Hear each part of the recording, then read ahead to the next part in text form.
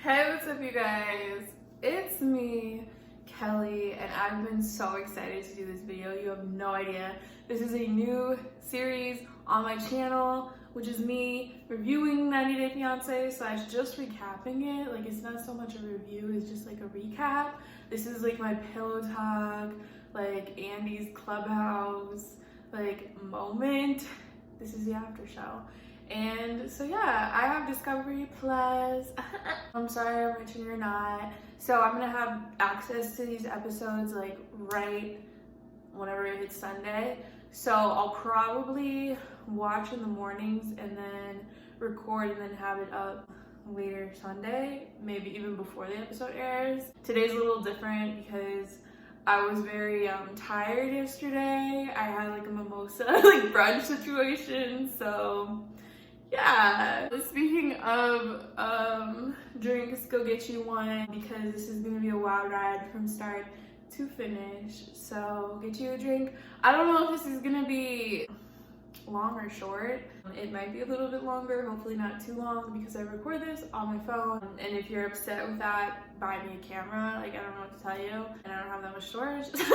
So hopefully this isn't too long. I got 30 minutes, like let's go, I guess. I don't know.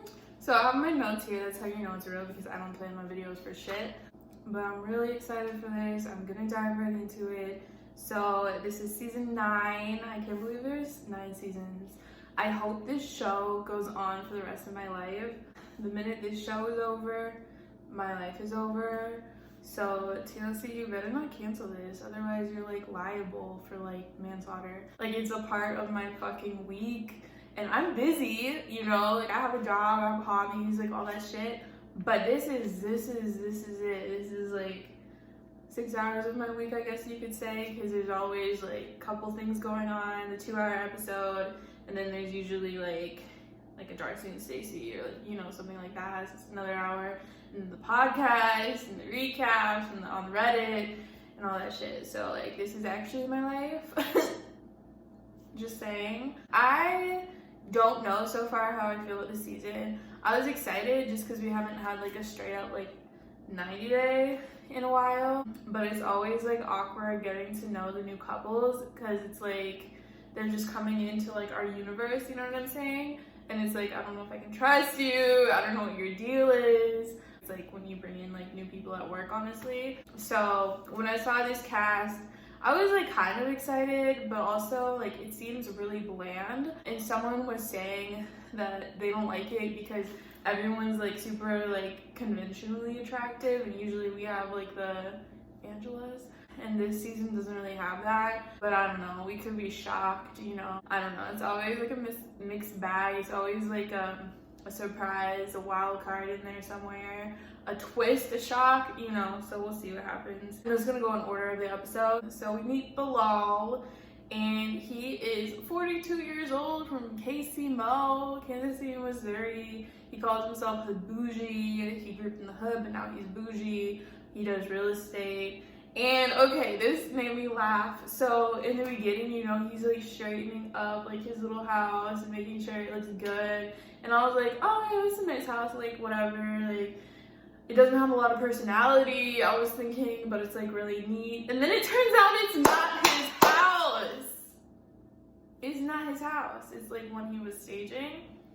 Yeah, and then to like make matters worse, in walks his ex-wife. He's like, yeah, I know this client like pretty well. I know what she wants, because it's his fucking ex-wife. I want to know if she bought the house though. I'm thinking she didn't. Like, it's obviously just for TV, but that was okay. And then we meet the ex-wife, and like she's really pretty, and she like seems really level-headed. But it's like, dude, why are you so cool with your ex-wife like that? You know what I'm saying? Like, I feel like there's a world in which exes can be friends and like they have the kids together. So like that's one thing. For me, it's a red flag. I don't know how you guys feel, but when they're like really, really cool with their ex, it's like, why didn't it work out then? You know, but I don't know. I guess we'll see as the season goes on. And then he is with his girl who's 37, and her name is Shaeeda. And oh, that's another thing. His ex name is Shaeeda. Shia and Shaeeda, which is really interesting. I was on I was on some type of app looking at people, and there was a guy whose name rhymed with my ex's name, and I was like, I just can't do this. I just can't do this. My whole family's gonna clown me. So good on him. Like, that's pretty bold. And yeah, oh, when we see her, she's doing the renegade. So like, okay, I thought she was younger. I think she looks super young. When I saw that, I was like, oh, he's with like a young woman, like, you know. Well, I thought she was only like 17, but she's like fucking 37. So wow, she's beautiful. And like, for them, their red flag is that she's never been married, she don't have kids at 37, but she's been like engaged twice and it just didn't work out. But I don't really think that's so much of a red flag, because like, at least she knows what she wants and she's not gonna like jump into something she doesn't want to jump into, and at least she didn't like make a mistake of having kids with somebody, you know, she didn't want to be with. If you had kids with somebody and now you're no longer with them, that's fine. I am not judging you, but save yourself the heartbreak, you know what I'm saying?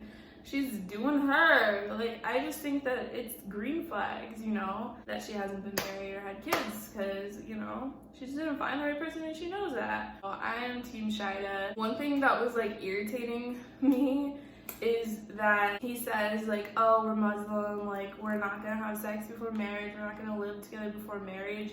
So he has the thing that they're married in the eyes of God, but they're not married legally. It's like, bitch, then like anyone can just say that shit. It's like, own your shit. And sorry again, I'm probably gonna get canceled from this video, but if that actually is a thing in the religion, I guess that's cool or whatever. But why do you make such a huge deal about it if you can just say, I'm married in the eyes of God? Like, bitch, I'm a millionaire in the eyes of God. Like, run me my check. Like, I was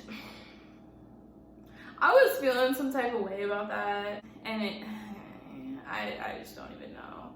But if it works for them, it works for them. I don't care if you have sex before marriage or not.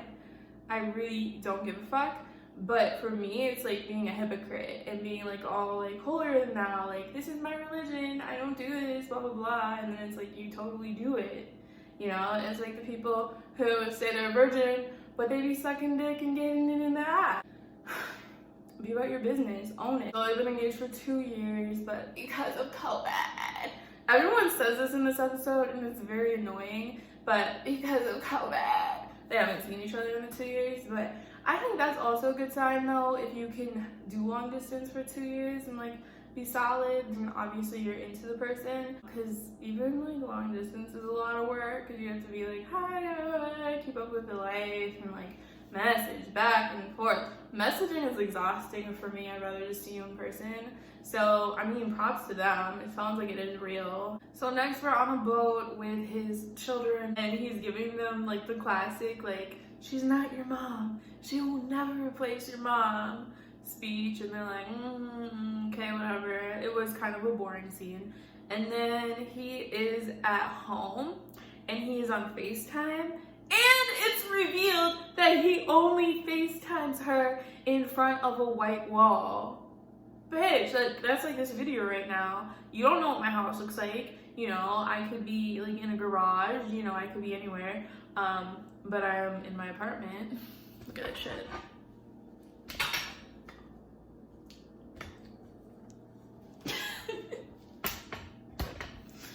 You know? But he does this to his fucking girlfriend. Like, it's one thing, like, this is my YouTube channel, but like, this is his girlfriend. Like, when you're FaceTiming, like, you know, you walk around, you're like, oh, hey, let me get my laundry, like, you know, shit like that, and then you'll see the background. But he's like, no, she can't see this. And I'm pretty sure he was in the staged house anyways, because it looked like the same house. Like, I don't think we've seen his house, honestly, which I don't care. Like, it's like a mahogany moment. She's in an Airbnb, but like, it makes sense, because it's like, this is your house, this is your home, and like, you want to feel secure, you want to feel safe. If he doesn't feel safe showing his house on TV, that's fine. I don't know if he ever will. But like, it's one of those things, it's like, own it. And then he makes a whole thing about like, she doesn't need to know how much money I have, like blah blah blah. Like, I want to make sure that she likes me for me and who I am. And I get it, but putting someone through tests when you're dating is psychotic. Like, it's just psychotic. Why are we playing games? Why are you testing people? If you don't trust them enough that you have to test them, don't be with them. If you have to test them, like, this is not biology class. Like, let's get it together. Let's be adults here. So that's what I don't really like about, how does he pronounce his name? Because I know someone with that name and it's pronounced Bilal. I don't remember how he pronounced it. It was a little different, but he's whack. And then the fact that he's going to go pick her up and bring her to his childhood home, what I thought he was getting at is like, he just wants her to understand where he grew up, but that's not it. He wants to act like, oh, this is my house, oh, I'm like poor, like whatever, do you like me, is this fine? That's fucking weird. And then he picks her up in a pedophile van. If I was at the airport and I was like trying to like meet my like future husband or whatever, and he comes in a pedophile van, I would have some questions and I don't know if I would get in. This is like really whack. So far I'm not really into him. I would give this storyline like a 6 out of 10 because it's boring, but there's also a little something there of this psycho man. So we'll see what happens next. Okay, this is an interesting one for me because I kind of see myself in her, like not like a crazy amount, but like a little bit. This is Kara and Guillermo. Guillermo's so cute. Can we just say that? Like, he is cute. He's very attractive and he seems like a sweetie. Kara, I feel like she means well, but she has a very annoying voice. And also because of COVID, they you know, they haven't seen each other in 2 years. That's the theme here. I think like at least 3 of the couples haven't seen each other in 2 years, maybe all of them, because of COVID. Kara is 29 and she's from somewhere in Virginia, I think. And she used to be a party girl.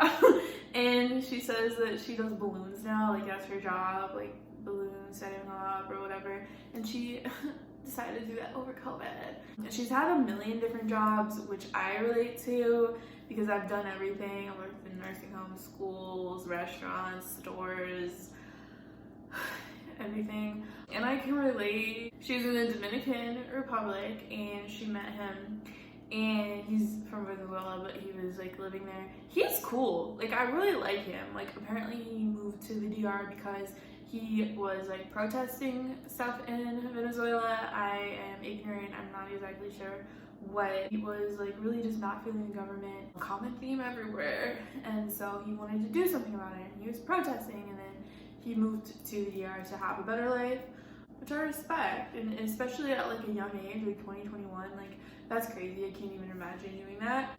So, you know, I'm a fan. Kara, like I said, like, she's kind of irritating. The age gap, like, it's not like she's a pedophile, like I wouldn't say that, but she met him when she was 27 and he was 21, and I'm 26 right now, but I can't even imagine dating a 21-year-old. Like, there is so much of a difference between being 21 and even being 24, because you are like on your own for like the first time, and maybe it's different for him because he's from another country, but like you're on your own, you're figuring your shit out, you're being messy.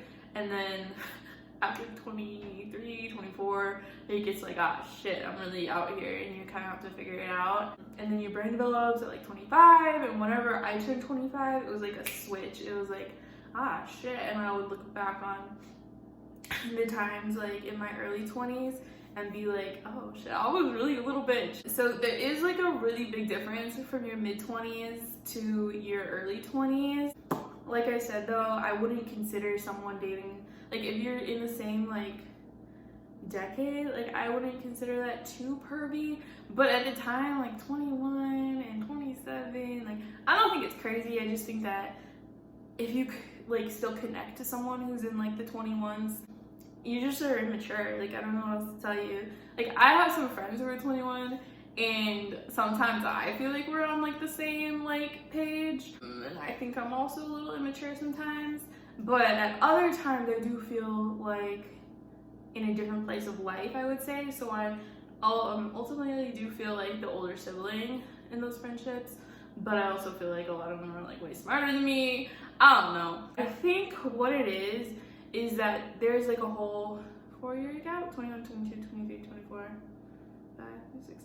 Yeah, there's like a whole like different, like they're in high school at completely different times. So what was trending then wasn't trending there. There's like a little shift in like references and like shit like that, and like, I don't know. I just think it's just like a little bit different, and it's just like a little off between that age gap. But like I said, it doesn't feel like predatory necessarily. Like, and then I was thinking, like, if you flip it though, if it was like a 27-year-old guy and 21-year-old girl, would that be more alarming? And I think it's kind of still the same. It's just like not that weird, but him being like a little bit more mature and her being a little bit more immature, I guess it does kind of make sense. And that age gap now, he's 23 or 24 or 20, yeah, 23, and she's 29.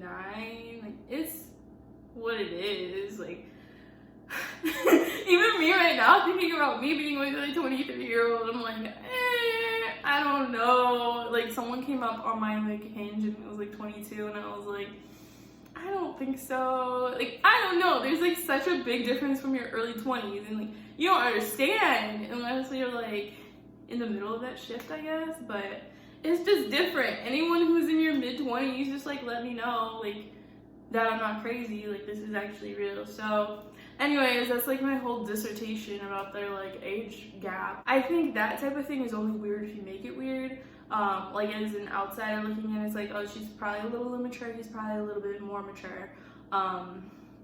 But her to like keep bringing it up is like, well, if you have a problem with it, then don't do it. Like, same with like the in the eyes of God thing. It's like, if you have a problem with this, that is gonna be like a thing that's brought up and brought up and brought up, then don't do it. You know, it's just like, do you want me to say, oh yeah, that's weird? Like, are you looking for validation? Like, I don't get it.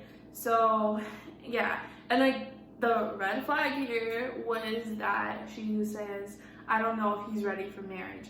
If you are dating somebody and you think that they're not ready for like a milestone or like, you know, some type of coming of age thing, then you shouldn't be with them. If you think that, oh, he's not ready for that, then like, I don't know. Another thing they're all saying is like, I wasn't looking for anything. It's like, bullshit, bitch, bullshit. That's like when I'm on Hinge and I'm like, I'm just looking for friends. It's like, bitch, the thing about Hinge is it's called meant to be deleted. You know what I'm saying? Like, it's like one of those things. It's like, I'm not looking, but you know, it's just, I hate when people say that, because it's like, you were, otherwise you would have just dismissed that whole interaction. I don't know. Don't cancel me for that. But that's just kind of what I think. Not like a whole lot happened. Like, they met at the airport. It was really cute. I do feel like they have a connection. I don't think she's interesting, but he's kind of cute. So I don't know. But would I date Guillermo? Probably not. Because he's too young and I'm 3 years younger than her. I don't know. Moving on. Next we have Jelly Bean and Moana. Jelly Bean is 28 and he is from South Dakota. I'm from North Dakota, but North Dakota is better than South Dakota. Let me tell you something. The only thing that South Dakota has going for it is Mount Rushmore. North Dakota doesn't have anything going for it either, but at least we're not trying to like overcompensate. He lives with his parents and he makes music. He's kind of annoying because he's like trying to be all like quirky. I'm quirky. I dress weird. I make music. But it's just like, okay, shut up. People are saying they're like tired of like clout chasing like musicians on the show, and like I kind of agree. He kind of seems like a tool. But Moana is 20 something, 23, and she's a makeup artist.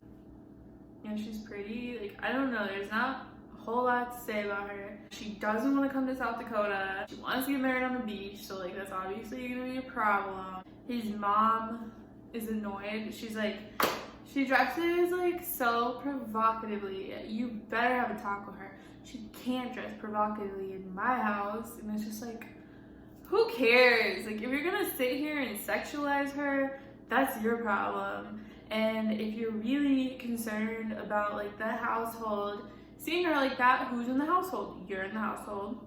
Okay, you're gonna sexualize her? Your son's in the household, he's dating her. Your husband. That's probably who she's talking about. I sit on my knees when I'm filming these and I get tired, so that's what happened. Basically, we find out that Jelly Bean has tattoos when he's mowing the lawn, and they're really weird. He has like a whole fucking extended family on there. I gotta like guess that they're like his family, but it really looked like Babe Ruth and like Nancy Reagan. Like, I don't know who the fuck is on there. And then you have like fucking Twilight wolves happening, and lions and tigers and bears. Like, it's a lot going on there. Other than that, not a whole lot happened. Something interesting though, I guess, is like what I was just talking about.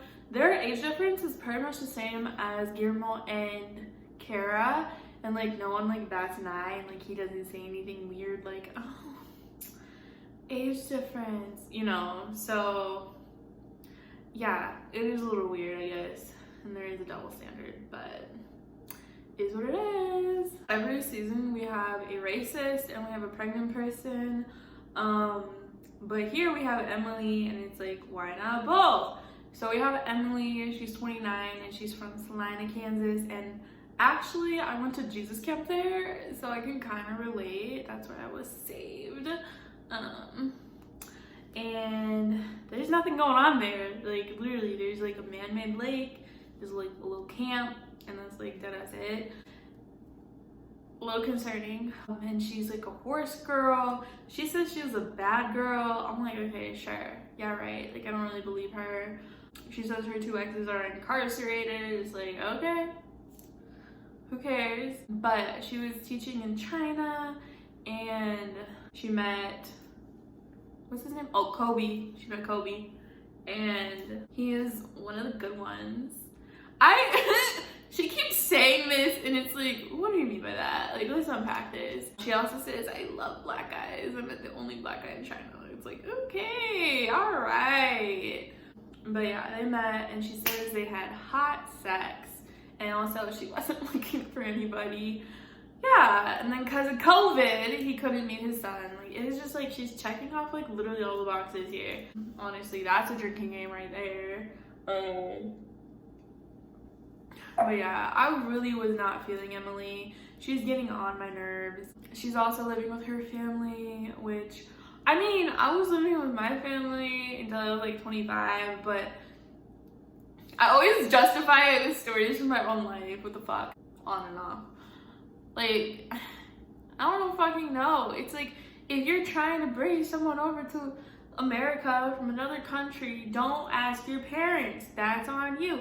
You want to stay with them for a little while, save on rent, I don't know, maybe it's like a bonding moment. I was living with my parents, I got closer to them and I needed that. Maybe it's a situation like that, but at least be working, at least help out the household, you know. Don't just like freeload and then have your spouse come over and have them freeload. Like, that's not okay to me. Like, that is taking an advantage at that point. And then she has her son, and like, that's a cute baby, I'm not gonna lie, but it's just a lot. She named him like Coben, and every time she said it sounded like she's calling him COVID, so that's what we're gonna call him, her little baby COVID.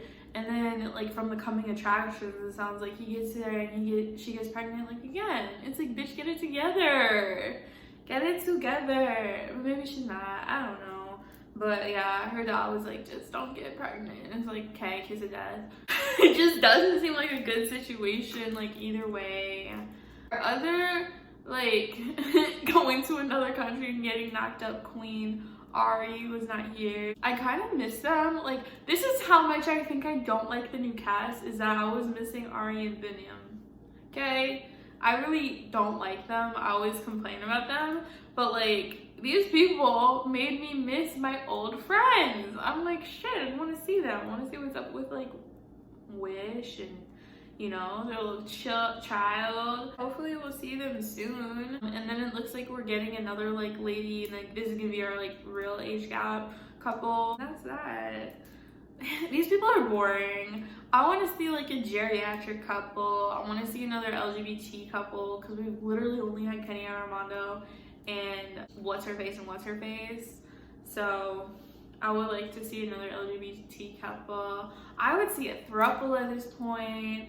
I don't know, like let's spice it up here. You can count on me being here every Sunday or Monday, depending on the week, to recap it. So yes, give me a thumbs up, follow me on Twitter, follow me on Instagram, subscribe, like all that shit, and I'll see you soon. Bye.